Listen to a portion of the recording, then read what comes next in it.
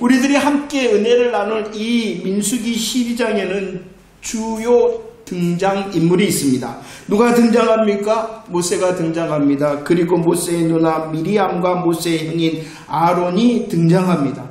그리고 오늘 읽었던 말씀처럼 12장의 사건의 시작은 무엇으로부터 시작되어졌냐 그러면은 비방으로부터 시작되었습니다.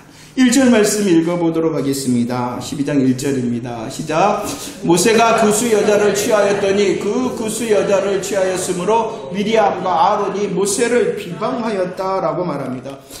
모세가 구스 여자를 취하였다라고 말씀합니다. 하나님께서 많은 것을 말씀하시면서 그 중에 한 가지 금지하신 것이 있는데 그것은 바로 이방 결혼이었습니다. 하나님께서는 특히나 가나안 족속과는 결혼을 금하셨는데 강력하게 금하시고 있는데 그 이유가 무엇이냐 그러면은 이스라엘 민족의 혈통적 순수성을 지키기 위해서가 아니라는 것입니다. 이방 사람들과 특히나 가나안 사람들과는 절대로 결혼하지 말라 하신 것은 이스라엘의 혈통적 순수성을 지키기 위해서가 아니라 믿음의 영적 순수성을 지키기 위해서였다는 것입니다. 그래서 출애굽기 34장 16절 말씀에서도 야야야 이방 섬기는 이 아내가 그 남편도 다른 신들을 섬기게 할 것이다 라고 하나님께서는 이에 대하여 강력하게 경고하시고 있었지요. 2절 말씀을 한번 읽어보도록 하겠습니다. 12장 2절 말씀입니다. 시작. 그들이 이르되 여호와께서 모세와만 말씀하셨느냐 우리와도 말씀하지 아니하셨느냐 하며 여호와께서 이 말을 들으셨다라고 말씀합니다. 아무튼 모세가 구스 여자를 취하였습니다. 그러자 미리암과 아론이 그 모세를 비방하였다라고 말씀하였죠.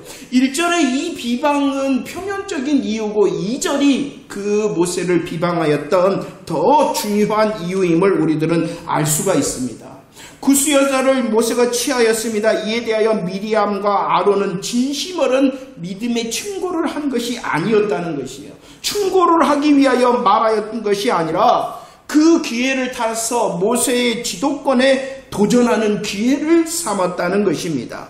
그러면서 그들은 2절 말씀 이렇게 말씀하였죠. 모세와만 말씀하셨느냐? 하나님께서 우리와도 말씀하셨다라고 말하고 있다는 것입니다. 미리암과 아론은요, 야, 우리가 모세보다 못한 게 없다라고 말하고 있는 것입니다. 모세의 결혼의 문제를 들먹인 것은 표면적인 이유이고 바로 이것, 모세가 우리나 똑같아 이스라엘에 대한 지휘권과 지도권을 이 미리암과 아론이 공유하고자 하였다는 것입니다. 2절 말씀 미리암과 이 아론이 이렇게 말하였죠. 여호와께서 우리와도 말씀하지 아니하셨느냐 이런 말을 합니다. 물론 성경을 보면은 이 미리암과 아론은 아주 특별한 사람임을 우리들은 금방 알 수가 있습니다. 이 미리암과 아론이 누구입니까? 출애굽기 2장 3절로 4절 말씀을 보면 모세를 더 이상 키울 수가 없었습니다. 부모가 갈대 상자를 담아 그 모세를 나일 강가에 두었습니다. 그 모습을 누가 지켜보았냐 그러면은 모세의 누인 미리암이 지켜봅니다. 그때에 이 미리암의 순발력과 재치를 통하여 모세의 어머니가 모세의 유모가 되게 된 일이 있었다는 것입니다. 하나님께서 일하신 것이죠. 하나님께서 모세를 살리시고 하나님께서 이 모세를 바로의 공주의 아들이 되게 하셨는데 그 모세를 살리는 일에 그 모세가 바로의 공주의 아들이 되게 하는 일에 누구를 사용하셨냐 그러면은 모세의 누이 미리암을 사용하였다는 것입니다. 모세를 살리는데 모세의 누이 미리암을 사용하셨을 뿐만이 아니라 출애굽기 15장 말씀에 보면은 이 미리암이 누구입니까? 성경은 그를 소개를 합니다. 이는 선지자다. 미리암을 선지자라고 말씀하고 있습니다. 하나님의 일하심의 큰 구원과 하나님의 승리의 홍해의 사건 앞에서 선지자된 미리암이 앞장섰다는 것입니다. 놀라운 하나님의 구원과 승리를 찬양하는 찬양의 리더로 하나님께서 선지자 미리암을 사용하였다는 것입니다. 미리암이 누구였다고? 모세를 살리는 데 사용되었던 사람, 하나님의 큰 승리와 구원을 향하여 선지자로서 찬양의 리더를 감당하였던 사람이 미리암입니다. 또 아론이 누구입니까? 출애굽기 4장 10절 말씀을 보면 출애굽기 4장은 모세를 향하여 하나님께서 부르십니다. 그때 하나님의 부르심 앞에서 모세가 뭐라 그럽니까? 나는 본래 말을 잘하지 못하는 자입니다. 나는 입이 뻣뻣합니다. 나는 혀가 둔합니다. 라고 필기합니다. 그럴 때 하나님께서 모세의 대변인으로 누구를 세웠냐 그러면은 형 아론. 그 형 아론에 대하여 하나님께서는 설명을 해두고 있어요. 뭐하는 사람이다? 그가 말을 잘하는 사람이다 라고 설명을 하고 있습니다. 말을 잘하는 이 아론은 모세의 대변인이 되었을 뿐만 아니라 출애굽기 28장 하나님께서 거룩한 옷을 지어 입히셨습니다. 그 거룩한 옷은 영화롭고 아름다운 옷입니다. 그 아론을 무엇으로 세웠냐 그러면은 그러죠. 그냥 제사장이 아니라 하나님의 대제사장으로 삼으셨다는 것입니다. 아론은 모세의 대변인, 말 잘하는 대변인이었을 뿐만 아니라 하나님의 대제사장 된 사람이 바로 아론이었어요. 그래서 성경은 아주 특별하게 이들을 기록하고 있습니다. 미가서 6장 4절 말씀을 읽어보도록 할까요? 미가서 6장 4절 시작. 내가 너를 애굽 땅에서 인도하여 내어 종 노릇하는 집에서 속량하였고 모세와 아론과 미리암을 내 앞에 보냈다. 하나님의 출애굽의 역사에 대하여 설명을 하고 있죠. 이스라엘 백성들을 애굽에서 인도하여 내십니다. 이스라엘 백성들을 그 애굽의 종되었던 자리에서 속량을 하십니다. 그런데 그 역사 가운데 하나님께서 누구를 부르셨다라고 말씀하고 있냐 그러면은 모세도 부르셨을 뿐만이 아니라 아론과 미리암도 내가 불러서 너희 앞에 보냈다라고 말씀합니다. 이 정도로 아론과 미리암은 아주 특별한 사람이었다는 것입니다. 어찌 보면 그들이 민수기 지금 12장 2절 말씀에서 야 여호와께서 우리와도 말씀하신다 할 만큼 아주 특별한 위치에 있는 사람들이 바로 이 미리암과 아론이었다는 것입니다. 그러나 하나님께서는 미리암과 아론의 모세에 대한 비방과 권위에 도전함에 대하여 개입하셨다라고 말씀하고 있죠. 2절 말씀에 보면 이 말을 들으셨다라고 말씀합니다. 여호와 하나님께서 들으신 말은 무엇이냐 그러면은 미리암과 아론이 모세에 대하여 비방하였고 비방하였을 뿐만 아니라 모세의 권위에 도전하는 말을 들었다라고 말씀합니다.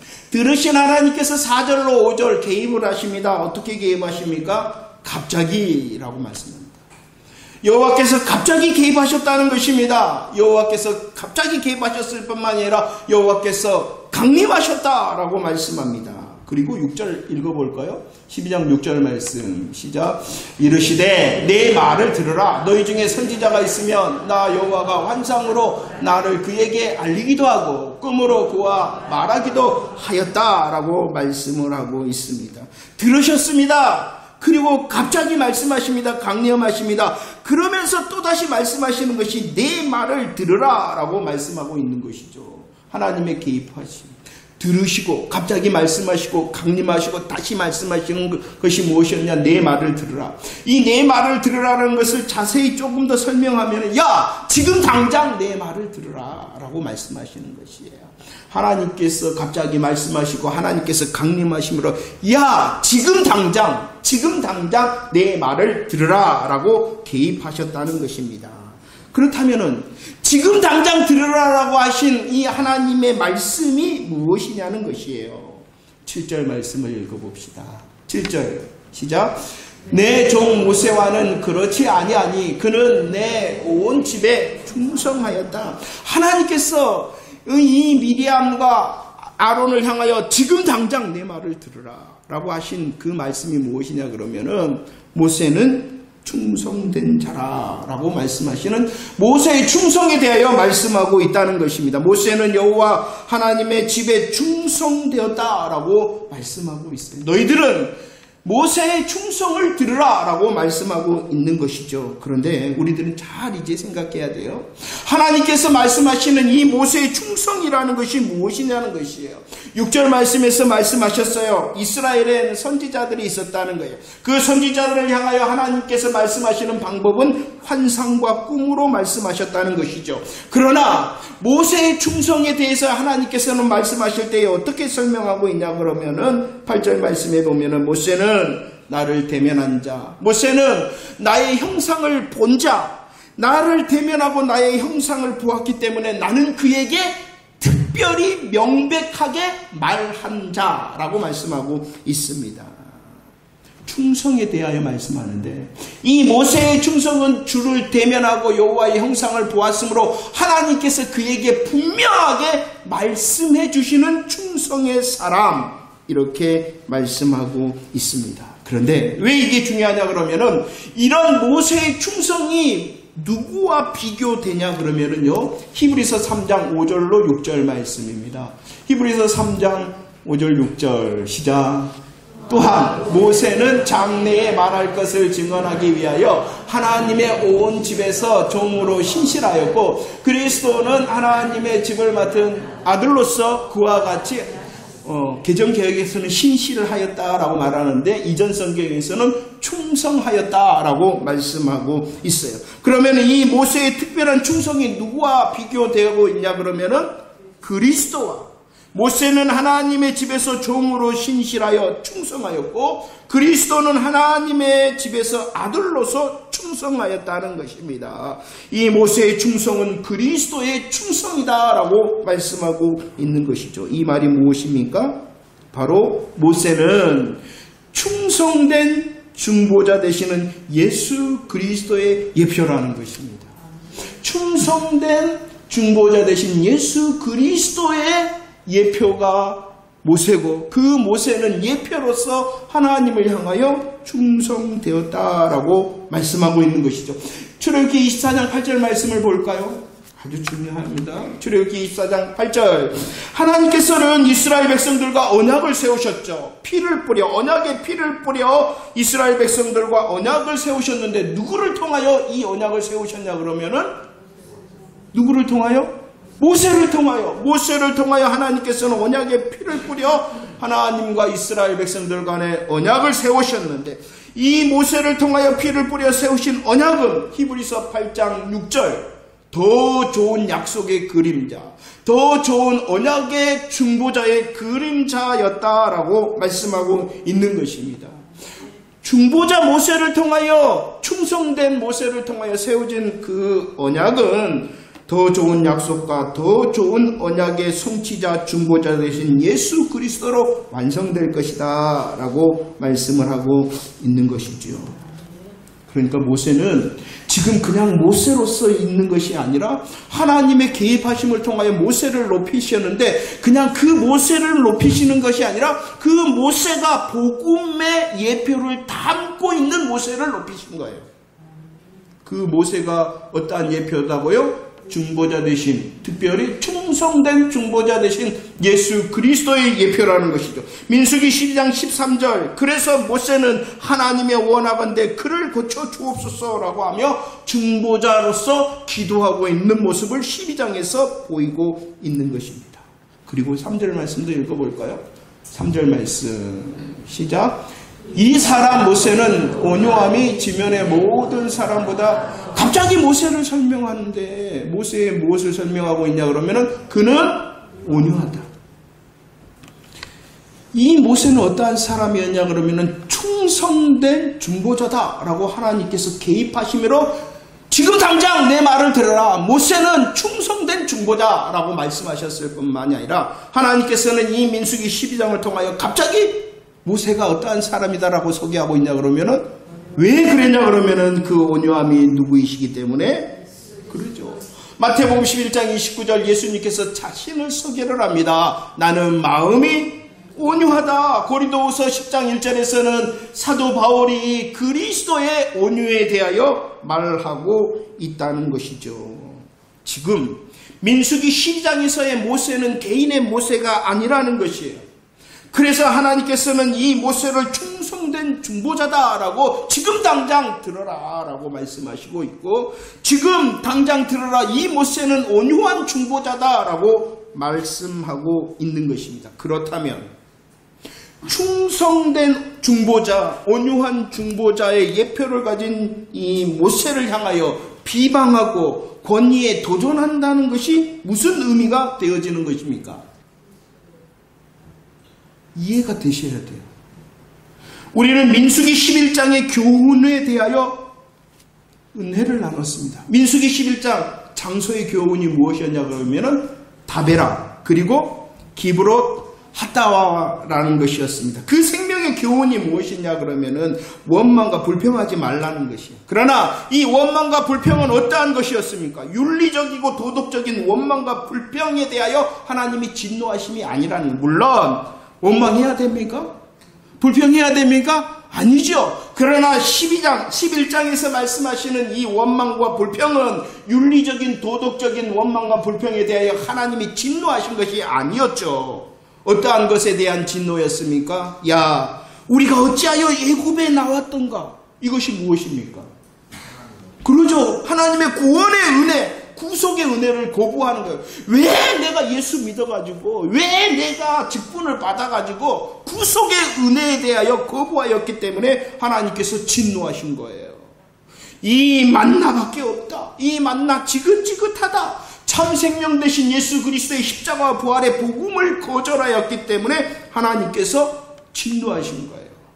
우리가 어찌하여 애굽에서 나왔던가? 이 만나밖에는 우리에게는 없다라는 것은 여호와를 멸시하는 것이죠. 그냥 원망하고 불평하는 것이 여호와를 멸시하는 게 아니에요. 인간적인 원망과 불평이 여호와를 멸시하는 것이 아니라, 그것도 물론 있겠지만 근본적인 민수기 11장에 여호와를 멸시하였다는 것은 바로 구속의 은혜와 복음의 역사를 거절하였기 때문에 하나님께서 너희들이 여호와를 멸시하였고 그것에 대하여 하나님께서 심히 크게 진노하였고 힘이 큰 재앙으로 가르치셨다라고 말씀하시는 거죠. 그래서 민수기 11장도 마찬가지였어요. 우리에게 원망과 불평하지 말아라.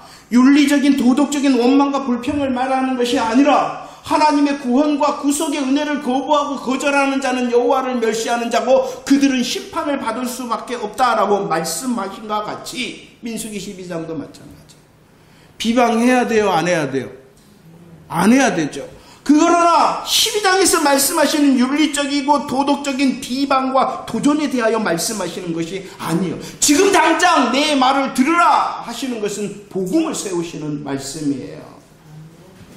모세는 충성된 중보자의 복음의 예표다 말씀하시고, 모세는 온유한 중보자의 복음의 예표다 말씀하시고, 그 복음을 비방하고 그 복음의 권위에 도전하는 너희들 잘못되었다라고 하나님께서 말씀하시는 거예요. 그래서 들으셨다라고 말씀하신 거예요. 일반적인 윤리적인 비방을 드리고 도덕적인 비방의 소리를 하나님께서 들으셔갖고 성질이 나갖고 야 이리 와봐 이런 게 아니라 그들의 비방과 도전은 복음에 대한 도전이었다는 것이죠. 그래서 하나님께서 하나님께서 뭐 하신다? 복음을 거절하시고 복음을 거절하고 복음을 거부하는 것을 들으십니다. 그리고 갑자기 강림하심으로 지금 당장 내 말을 들으라 하시며 더 복음을 세우셨다라고 말씀하시는 것이 민수기 12장 말씀입니다. 10절 말씀을 읽어봅시다. 10절 시작. 구름이 장막 위에서 떠나갔고 미리암은 나방에 참 성경은 예민하다 그랬죠. 오늘 이 12장에 보면 떠나셨다 이런 말이 있거든요. 거절하는 자, 거부하는 자. 복음의 은혜, 복음의 역사, 거절하고 거부하는 자 떠나십니다. 떠나시니까 어떻게 됐어요? 다병했다. 목사 말을 안 들으면 나방 걸린다 말은 절대 아닙니다. 속지 마세요. 그거 공갈복음입니다. 모세라는 그 모세를 높이신 것이 아니라 모세를 통하여 하나님께서 중보자의 복음을 선포하고 계시는데 충성된 중보자, 온유한 중보자에 대한 복음을 선포하고 계시는데 그 복음에 대하여 거부하고 거절을 하자 하나님께서 떠나셔버립니다. 그러므로 나병이 걸렸다라고 말씀하고 있는 것이죠. 15절 말씀에서는 그 미리암에게만 나병이 걸린 것이 아니었다라고 말씀합니다. 미리암으로 인하여 비방과 도전의 주동자였던 이 미리암이 나병이 걸립니다. 격리되어집니다. 그 격리 동안 이스라엘 백성들은 어떻게 했다라고 말씀하고 있습니까? 자기뿐만이 아니라 다른 사람에게도 영향을 준다는 것이. 자, 민수기 12장에서 하나님께서 강력하게 우리에게 말씀하시는 것이 무엇이냐 그러면은 하나님의 개입하심으로 복음을 세우시는 하나님의 역사에 대하여 말씀하고 있는 것입니다. 지금 미리암과 아론의 비방과 도전은 바로 모세를 통하여 충성과 온유의 중보자 되신 예수 그리스도의 복음을 선포하고 계시는데 그것을 거절하자 하나님께서 갑자기 개입하시고 강림하시고 지금 당장 내 말을 들으라 하시며 무엇을 세우셨다고요? 복음을 세우신 거예요. 우리의 삶에 복음이 세워질 때에 승리할 수 있음을 믿으시기를 바랍니다. 민수기 12장에서는 하나님의 개입하심을 말씀하는데 이 개입하심으로 이렇게 복음이 견고하게 세워졌을 뿐만 아니라 또다시 잊지 말아야 되는 것은 이 하나님의 개입하심으로 하나님께서는 이스라엘 백성 중에 질서를 세우셨다라는 것도 잊지 마시기 바랍니다. 출애굽기 4장 16절 말씀을 보십시오. 하나님께서 모세가 말 잘 못하니 더 말 잘하는 누구를 세웠어요? 아론을 세웠습니다. 그러나 하나님께서는 분명히 말씀해 주십니다. 너는이라는 것은 누구냐 그러면은 모세를 말하는 거예요. 그에게라는 것은 누구를 말하냐 그러면은 아론을 말하는 거예요. 모세야, 너는 아론에게 무엇과 같이 된다라고 말씀해 주고 있습니까? 하나님과. 사람의 눈으로 보면 누가 더 잘해요? 아론이 더 잘합니다. 그러나 아론은 하나님께서 세우신 이 모세를 어떻게 해야 되냐 그러면은 인정했어야 된다는 것입니다. 내가 더 잘해도 질서 앞에서는 권위 앞에 무릎을 꿇으라는 것이에요. 말을 더 아론이 잘합니다. 더 뛰어납니다. 그래서 하나님께서 이 모세 대신 아론을 세우셨습니다. 그러나 교회의 질서, 복음의 질서 안에서 이 아론은 더 잘 못하는 모세를 인정했어야 되는 것이죠. 하나님이 개입하셨죠. 그리고 그 개입하심으로 인하여 세우신 복음을 세우셨을 뿐만 아니라 11절 읽어봅시다. 11절 시작. 아론이 이에 모세에게 이르되 슬프도소이다. 내 주여 우리가 어리석은 일을 하여 죄를 지었나니 청하건대 그 벌을 우리에게 돌리지 마옵소서. 이 아론이 모세를 향하여 고백하는데 어떻게 고백하고 있습니까? 내 주여, 내 주인님이라고 고백하고 있습니다. 하나님께서는 복음을 세우셨을 뿐만 아니라 지금 다시 하나님께서 그 복음 안에서의 질서를 세우셔서 아론의 입에서 모세를 향하여 내 주여라고 고백하게 하셨다는 것입니다. 하나님께서는 이 복음의 비방과 권위에 대한 복음의 권세에 대한 도전에 대하여 묵과하지 않으시고 개입하심으로 복음을 세우셨을 뿐만이 아니라 복음의 질서를 세우시고 있는 것이죠. 자 보세요. 민수기 12장에서도 말씀하시는데 이 누가 이 질서를 흔들려고 그러냐 그러면은 2절 말씀 봅시다. 2절 말씀 시작. 그들이 이르되 여호와께서 모세와만 말씀하셨느냐 우리와도 말씀하지 아니하셨느냐 하며 여호와께서 이 말씀을 들으셨다라고 말하고 있습니다. 우리와도 말씀하시지 않느냐. 말씀을 하나님의 말씀을 듣는 자 은혜와 은사를 통하여 하나님과 가깝게 있는 자라는 것입니다. 누가 이 복음의 질서를 흔들려 그러냐 그러면은 하나님과 가깝다고 하는 사람, 하나님으로부터 은혜와 은사를 받은 사람이라는 것이에요. 귀한 것입니다. 아주 귀한 거예요. 그러나 하나님께서 세우신 권위의 질서를 무시하는 니나 나나 똑같다는 것이에요. 그리고 가만히 보니까 누가 더 잘해요? 자기가 더 잘하거든. 그러니까 해라. 조심하라. 12장 말씀은 분명히 하나님께서 강력한 복음을 세우시기 위하여 개입하심입니다. 그 복음을 교훈하시고, 그 복음을 교훈하시면서 다시 한번 우리에게 말씀하시는 것은 질서에 대하여 말씀. 똑같은 게 아니라는 거예요. 아니 못해 보이느냐? 그래도 인정하라는 것이죠. 많은 사람들이 그러는 것 같아요. 저 짧은 30년이네요 벌써. 30년의 교육제 생활을 하니까 가만히 보면은 자기가 더 잘할 것 같거든요. 그러니까 손들고 나서, 아니 손들고 나서뿐만 아니라 에라이 내가 해버려. 조심하라는 것이. 그런데 그런 사람들이 누구냐 그러면은 말씀을 듣는다 하는 사람, 여호와의 말씀을 듣는다고 하는 사람. 또 우리들은 민수기 4장에서 이미 은혜를 나눴죠. 민수기 4장 15절 말씀에 보면은 성막 운반을 하는데 직무에 대하여, 성막 운반의 직무에 대해서 말합니다. 게르손, 무나리, 고핫 자손에 대하여 말씀합니다. 그런데 게르손과 무나리 자손에 대해서는 하나님께서 특별한 주의 상황에 대하여 말씀하시지 않았어요. 그러나 누구에게는 특별한 주의 상황을 말씀하셨냐 그러면은 고핫 자손에게는 말씀하셔서 특별히 너희들은 더 주의를 해야 된다. 너희들 성물을 만지지 말아라. 성소를 보지도 말아라. 만지거나 보면 어떻게 된다라고 말씀했냐 그러면은 죽는다라고 말합니다. 야, 너희들은 아론과 그의 아들들이 지성물을 덮을 때까지 기다려야 돼. 야, 궁금하다고 그것을 들여다보면은 또 어떻게 되냐 그러면은 죽는다.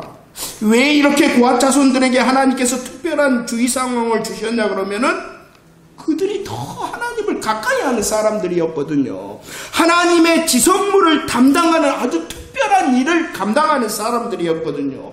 그 아주 특별한 일을 감당하기 때문에 더 주의하라는 것입니다. 너의 위치를 망각하지 말고 넘어서지 말라는 것이. 왜냐 그러면 이것이 바로 질서다라는 것이에요. 아론의 자손들이 더 잘하고 더 멋있고 더 무엇인가 뛰어나기 때문이 아니라 질서다라고 말씀하고 있는 거예요. 하나님을 가까이 하는 자, 하나님으로부터 더욱 은혜와 은사를 받은 자, 그리고 자기가 더 많은 직분을 맡은 자, 자기의 의와 자기의 열심으로 하나님께서 세우신 권위의 질서에 비방하거나 도전하지 않도록 주의하라라고 오늘 말씀하고 있는 것입니다. 말씀을 정리합니다. 하나님의 일하심을 오늘 민수기 12장에서 말씀하고 있는 거예요. 오늘도 하나님께서는 무엇을 세우시냐 그러면은 복음의 권위를 세우신다는 것입니다.